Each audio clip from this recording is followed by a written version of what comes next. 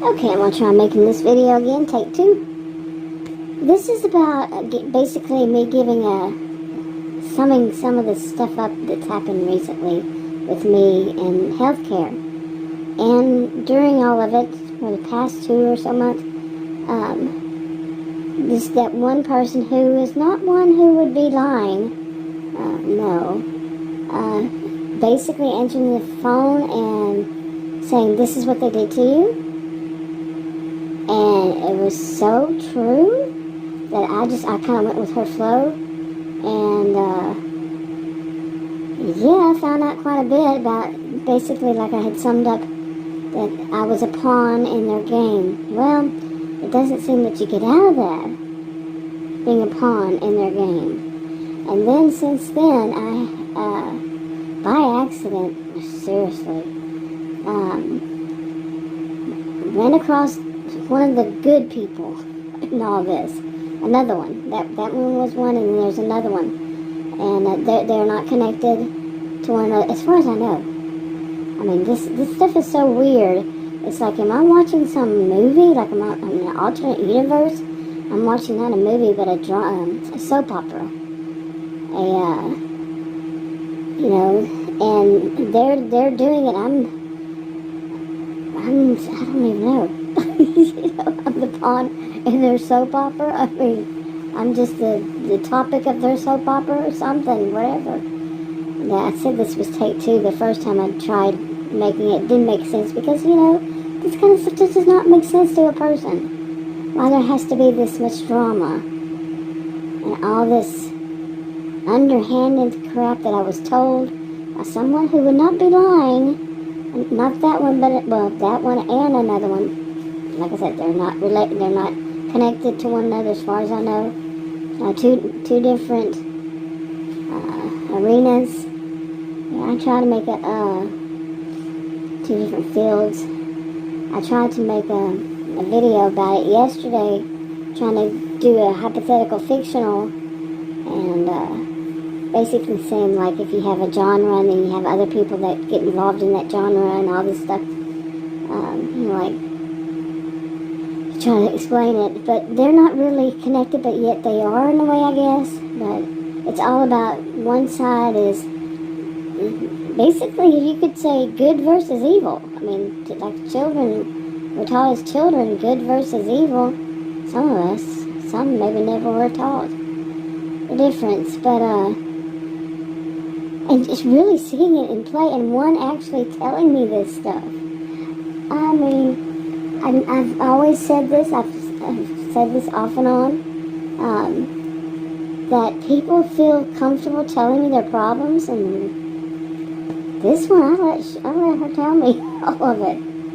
Oh man, it was not a patient either, that kind of thing. It wasn't, like I said, it was somebody who, it was a nurse, okay, nurse practitioner, unburdened herself on me about some things, and I was wowed.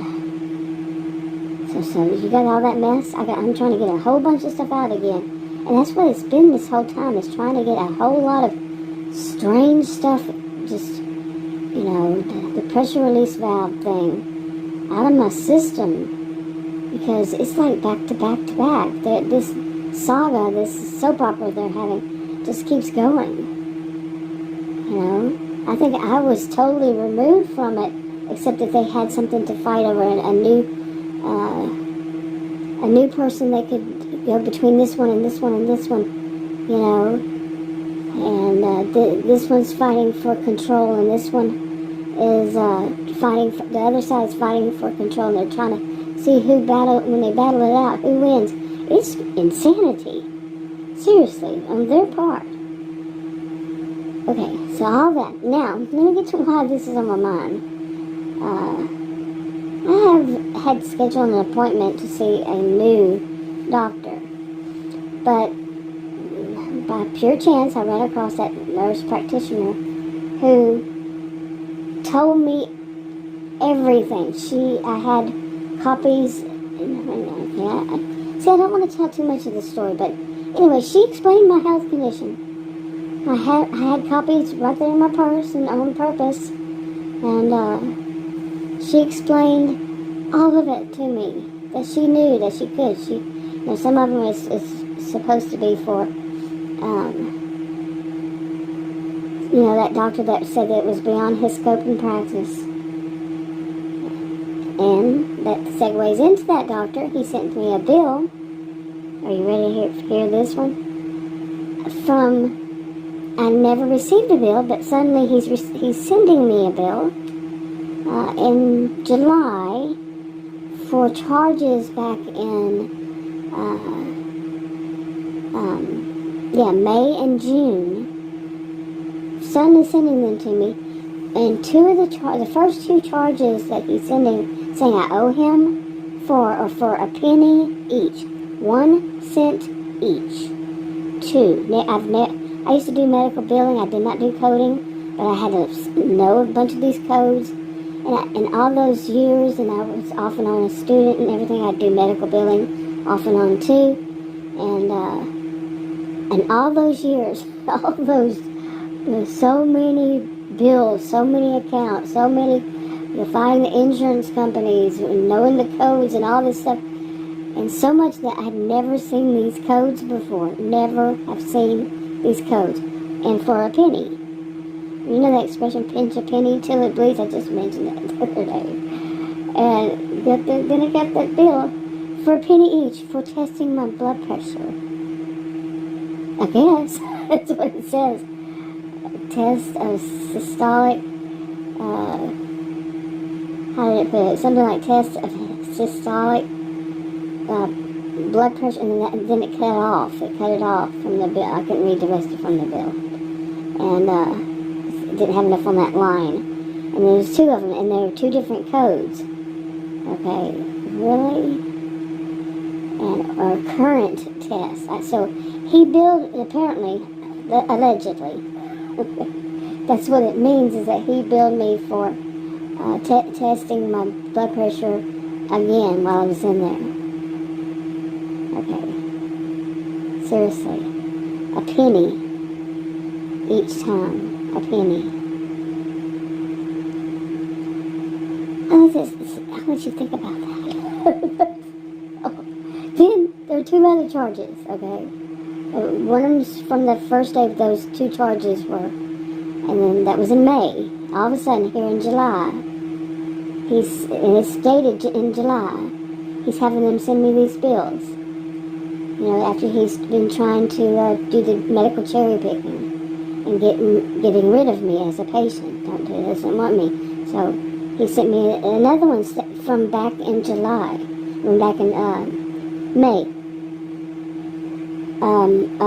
It says something like an office visit or otherwise outpatient, something like that. Like I said, it wasn't enough line on the line to make it make sense. And I can try to, because he did call me twice. At home. I don't know if you can call it at home because we have cell phones. Call me on my cell phone twice. I did not give him permission to call me. It was creepy to me that he called me. And the things that I've made videos about, the things that he wanted to talk about, that it was not about really, it was him trying to cherry pick. Okay, him trying to telling me things like, I actually need to be seen by somebody else, and it's really not about, I shouldn't be seeing him. Cherry picking, medical cherry picking. Okay.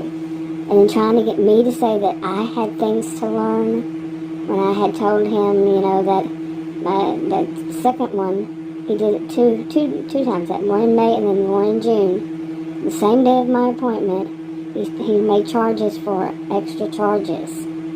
He called me both of those days, I think. I don't know about the first one, because I don't remember. But I never gave him permission to call me. I did not have any kind of telemed or telehealth or whatever they want to call it with him. So then he, suddenly decided that I did?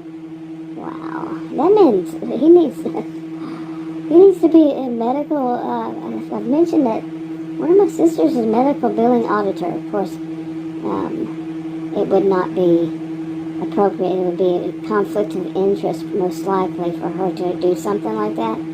But maybe she knows plenty of people in that business, so. But I don't know if that's what anybody would even take on is something that small. Because so much of it these days seems about money. When has it not? Seriously. I mean, you really, if you go through something like this and you go through an existential crisis, I've mentioned that before about when I was a student, there was also one existential, because my degrees were in psychology and sociology, and that was studied in, actually, sociology. People go through but that was way back then, and these days it's finally getting out, and that's pretty much typical. Okay, let me stop going with my flow. But, on that. But I mean, the nerve, and I actually had written on there a whole bunch of stuff on that bill, because I was going to go and have it certified and send it back to, it was a cease and desist. Okay, on the bill, and just telling him I did not give him permission to call me, and I just did it the same. And then I decided, cooler heads the next morning, because I got the mail. Adam went and checked the mail, but later it was from here, outside. I didn't see it until I didn't get it until later in the evening, and then couldn't sleep that night. Couldn't sleep last night either. This is just too much stuff. This is way too much for a person to be in. But when I received it, I was livid. Well, my mild-mannered kind of livid.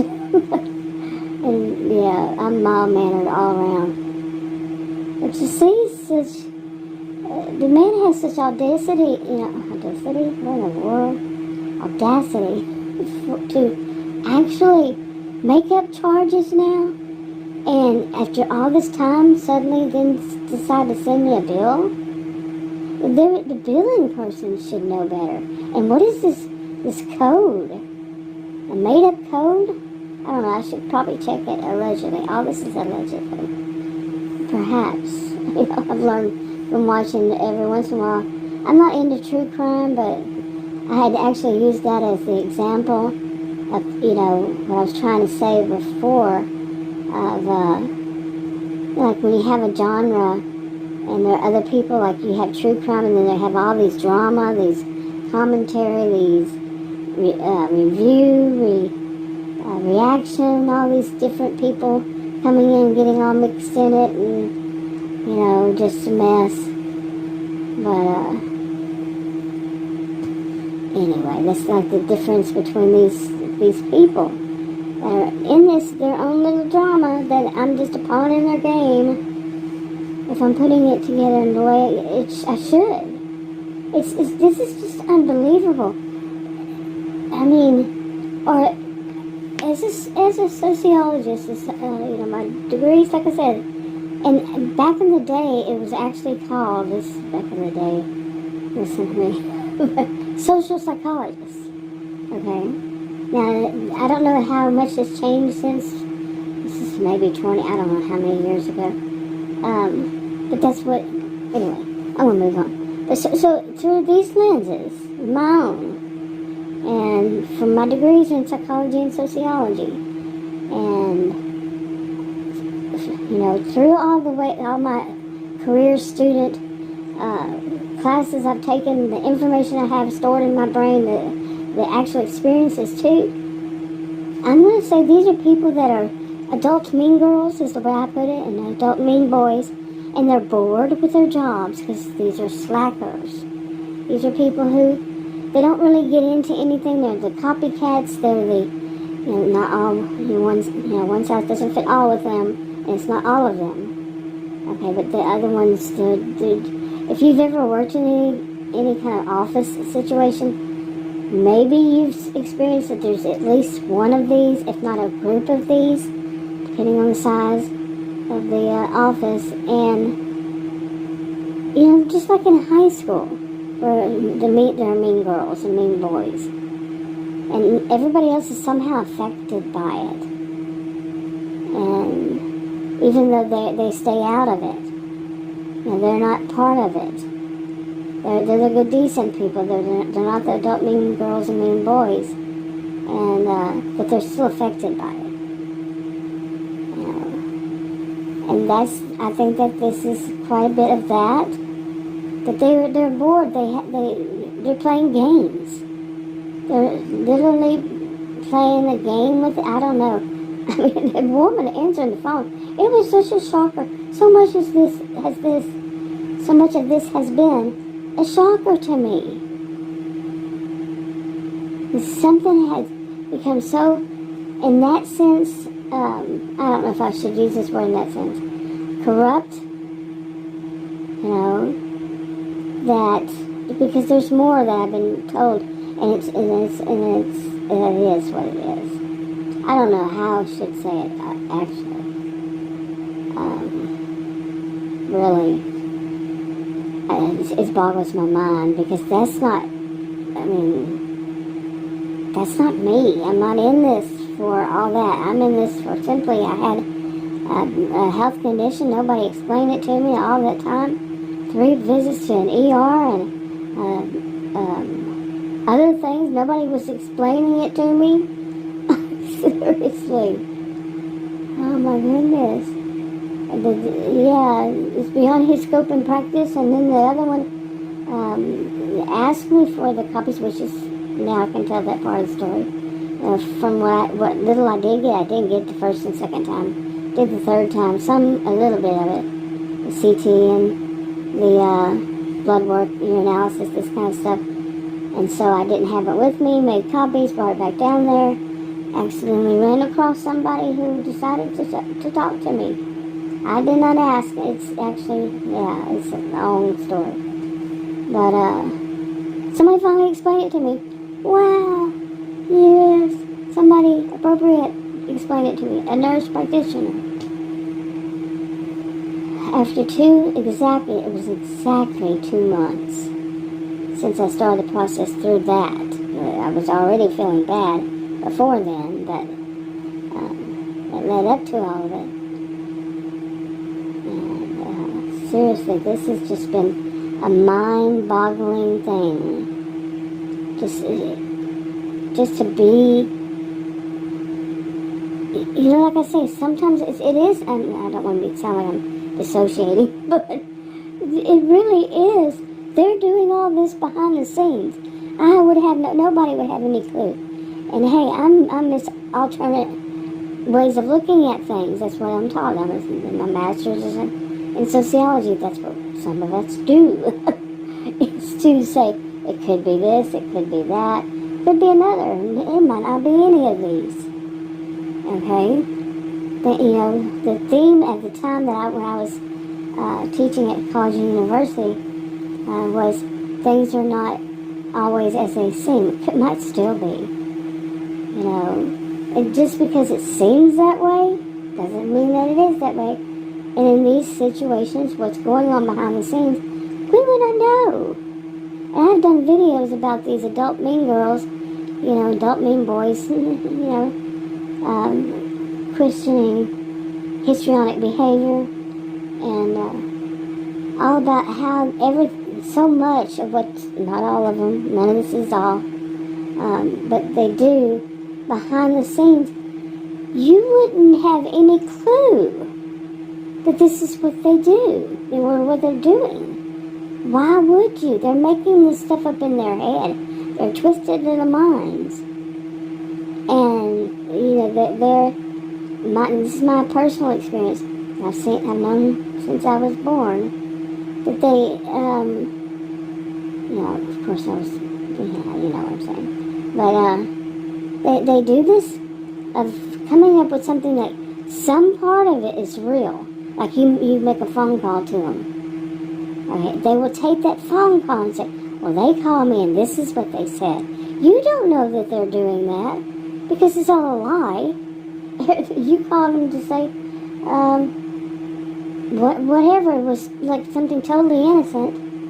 And then they will take that and make it, like, come up with this big elaborate story of you doing wrong and you bad, you're bad, and they're the victim and all that. You wouldn't know because it's not true. It's a lie. It's something in their twisted minds. You see? And that's how this is. How would I have known that there was all of these not competition, these corruption, this bad versus good, this good versus evil, however you want to put it, going on behind the scenes in this whole thing, and it happens, and being told you're not the only one by two different people in two different sides of that genre, like I was saying, using an example. How would I know? That's not, it's not any of us that I was told about. We've all experienced this so many different ways. People have experienced. How would I know? Why would I care? Why would so-called professionals do this? I'm telling you, it was in the thing about it was like part of it was helping me to get over my what I was really feeling. It was I was losing faith in humanity, and that's an exaggeration. I mean, that's a dramatic way of putting it, but truly, though, in a way, I was. Of course, I'm not one to generalize quite like that, but it's an expression, and I'm not usually one to use expressions, but mantras. But I was losing my faith in this of how I would receive any medical. That I would not be able to receive any quality medical care anywhere around here. So I'm getting really thirsty. Yeah, my mouth was getting, it does that after I talk for like, 20 minutes? Anyway, but I was losing, basically, just what I just said, I was losing faith in the possibility of ever getting quality care. I was starting to feel like I would never get answers. 2 months, okay? Never get answers to what was causing this, just gross, we're adults here, medical condition. I gave you a warning, fair warning. It's gross, medical gross stuff. Click on out of here if you haven't already. I don't think anybody watches my video. Listens to them. That's fine. It's pressure release valve for me. But for me to bleed, blood and pus, yeah, gross, out of my navel. I did not think I was ever going to get anybody. Just three ER visits. Of course, we're trying to, anyway, 3 ER visits. These, how many others? Well, I've already been through that. But nobody's going to tell me. Come on, somebody tell me. And that's a bad feeling. So it's a really bad feeling when you're cut down to, I was, when you're down to that you could, these places, I mentioned this before, these places, I might have to divide this into 2, at least. But all these places, I had been given all these, I call them runaround numbers, because that's basically what it is. And I was given them more than by the, just the ER, okay, that PA gave them to me, a list of numbers to call. And I had another place I went, they gave me a list to call.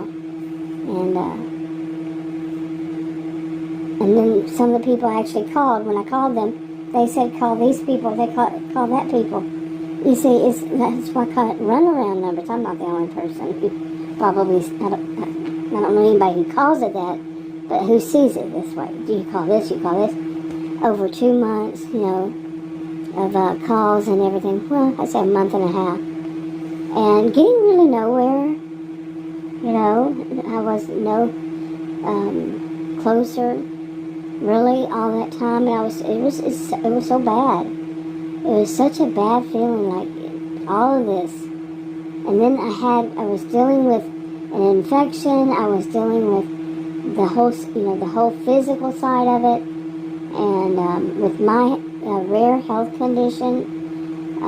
I'm learning more and more about now than in all these years. I mean, come on. And but what I'm learning is from what I learned most from was a pharmacist. Okay, when I'm saying I'm learning more, it was basically that pharmacist. And from the pharmacist, sometimes you don't know the questions to ask because you just wouldn't know.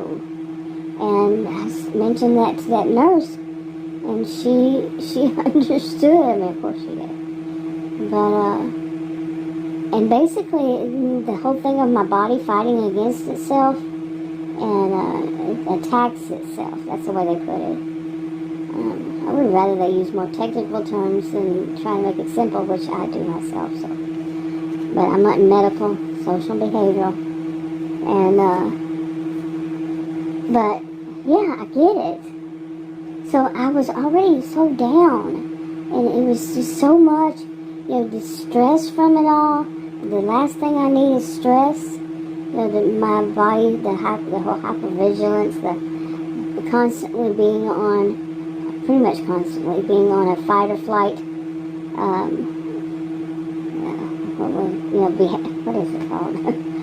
Fight, it's in that mode, fight or flight, and then having this reason for it to be.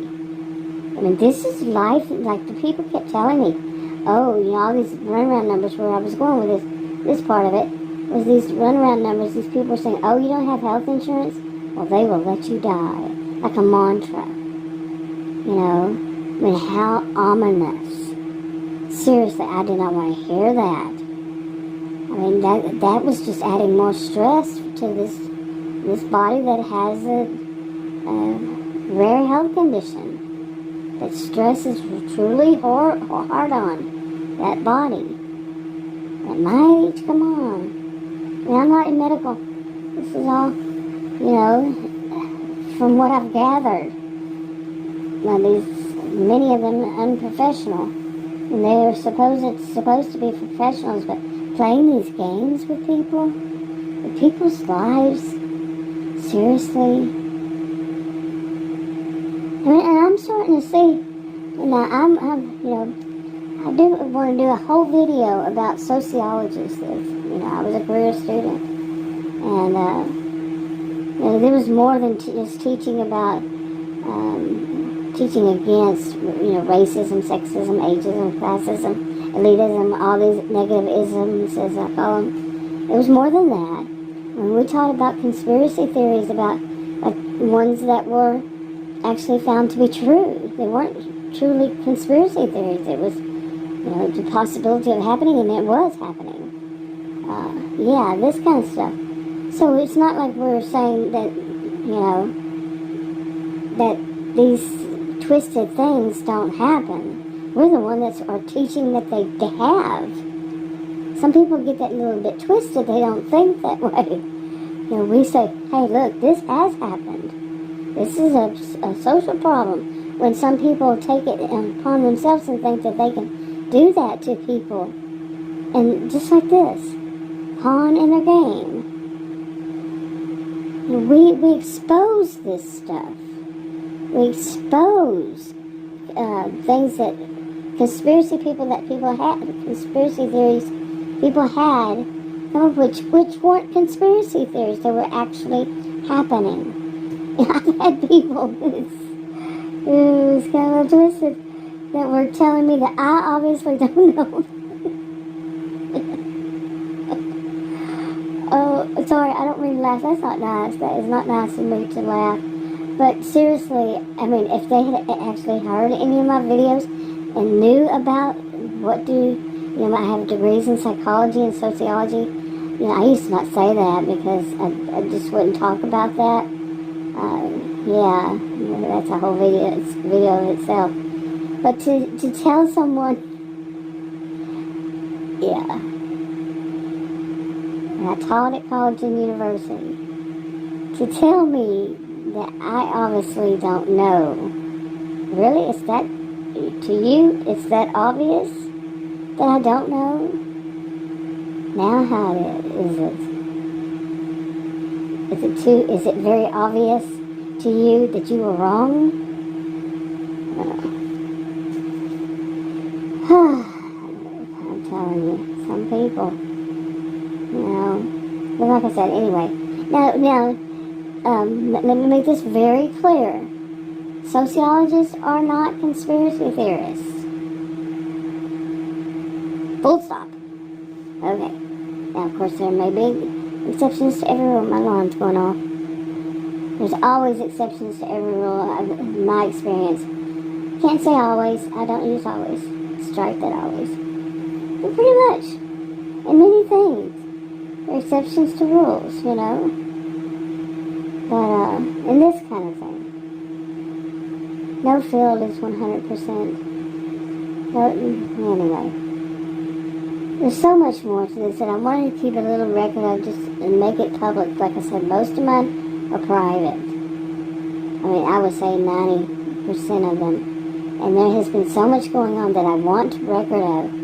And I just realized, because I was so sick during all that time, that I should have been making more videos and keeping them private, because some of this stuff, this is too bizarre, and I need to actually be able to go back and listen to them and see what was going on at what time, and just to see what was actually happening, like on those days.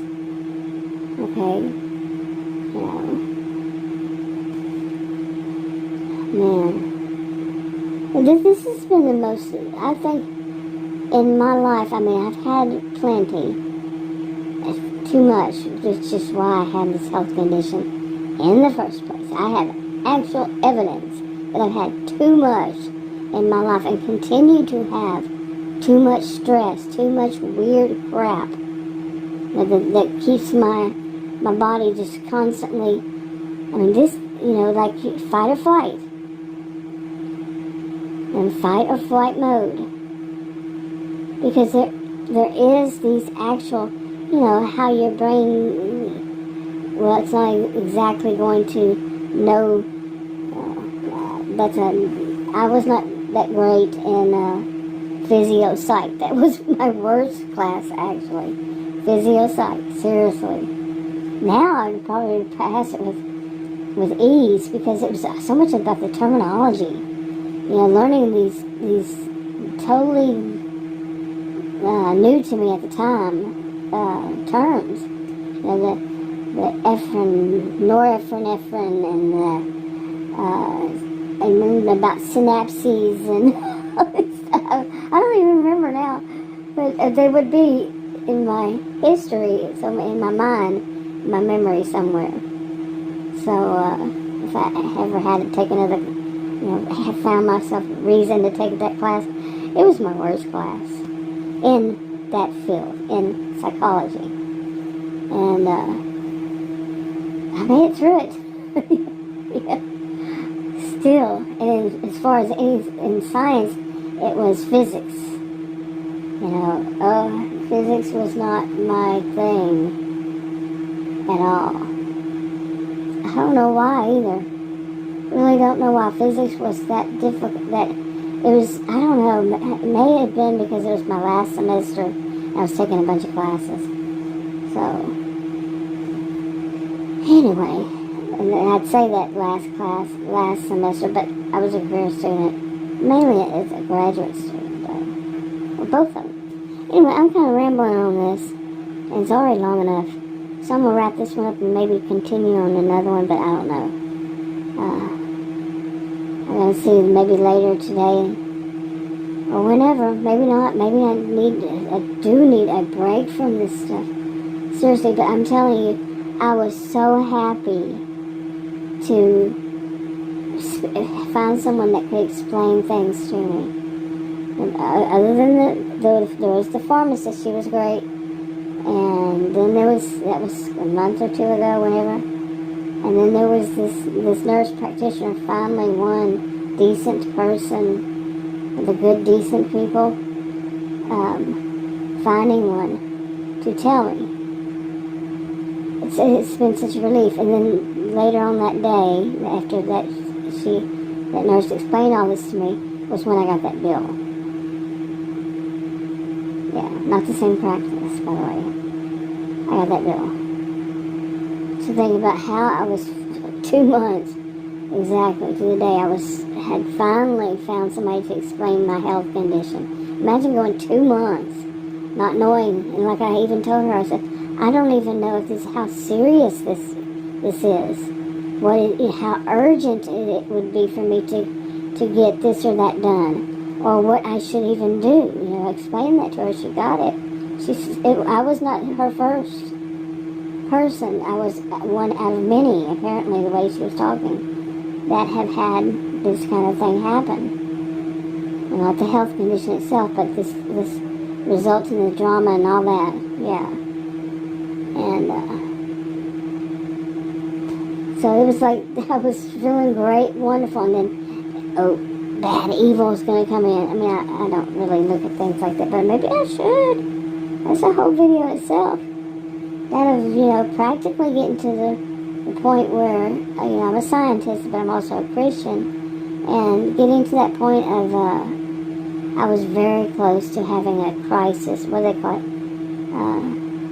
Crisis of faith, and not just in humanity. I mean, that's a separate kind of crisis, but losing my faith in humanity, I was really losing my faith in the healthcare system here around me, of what I had seen, of course, just what I had seen, and heard of, and all that. Oh my goodness, unbelievable. But also a crisis of faith, so. But anyway, my mouth is getting dry again. I'm wrapping it up. I'll talk to you in another video.